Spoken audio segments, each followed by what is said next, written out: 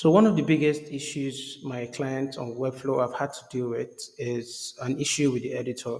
So if you go over to Webflow and let's go to the editor and you go to this part here where you see unpublished changes, you're going to notice an issue with this. There is no way to undo or cancel changes you've made on your design. So let's say I come over here to this button and I edit the text to something else. This gets logged an unpublished change. Here's the problem. The problem is if I want to undo what I just did, if you press Ctrl Z on your keyboard, it doesn't work. There's no way you can change this to, or let's say revert this. The only choice you have is to publish these changes as they. Okay, so it's a very big problem I've noticed with Webflow. A lot of my clients are always complaining about it.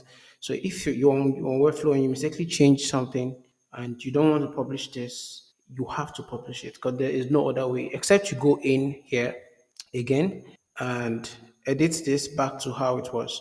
But there are cases where you might not even notice when you made the mistake.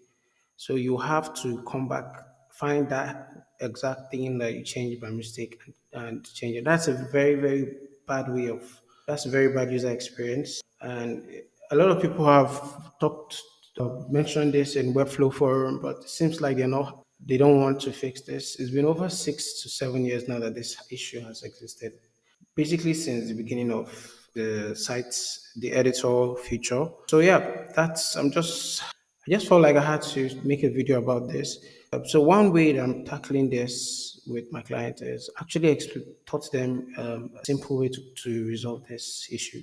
First off, before you start editing using the Webflow editor, the first thing you need to do is make sure you back up your site. So you can do that from the back end of Webflow. Another thing you can do is let's just publish all this so I can explain the way I go about this with them. Another thing you can do is make sure you only make one change at a time. So if you want to change about 6 different things, go over to the first thing and make the change. Okay, you make the change and come down here and you publish. So you publish this one change. Then you move to the next thing and then make a change. So if you make it a habit of not stacking changes together, you're going to avoid a lot of mistakes. So at most, I'd advise to my clients to stack at least 2 changes. Let's say you want to change the text of a button and the link, or you want to change 2 different items. But when you have 3 or more, and then you make one simple mistake, you're gonna have to publish and then solve that mistake. And sometimes it's very hard to do that. So that's basically how my clients tackle this issue. I hope Webflow actually solves this issue soon because it is not good user experience. Coming from Elementor and WordPress, this is very terrible user experience. Having to limit your client's ability to make changes. This over here, the whole publish state should have like a cancel button where you can cancel the change, or you can press Ctrl Z and you undo a mistake. So this is very, very bad. And yeah, I hope the Webflow team sees this video and I don't know, encourages them to push this out. That's the change for this earlier because it's definitely in their radar. I'm sure it's in their radar because a lot of people have pointed it out. So yeah, that's basically it for this video.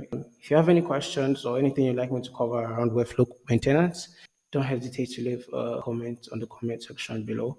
And yeah, if you need Webflow related services, maintenance services, so everything from site edits, you do somebody to take care of site edits or adding content or managing your Webflow site in general, just visit FlowMaintenance.Agency. You can check the description for a link and fill this form and I'll get back to you as soon as I can. Okay. So that's basically for this video. I'll see you guys in the next one.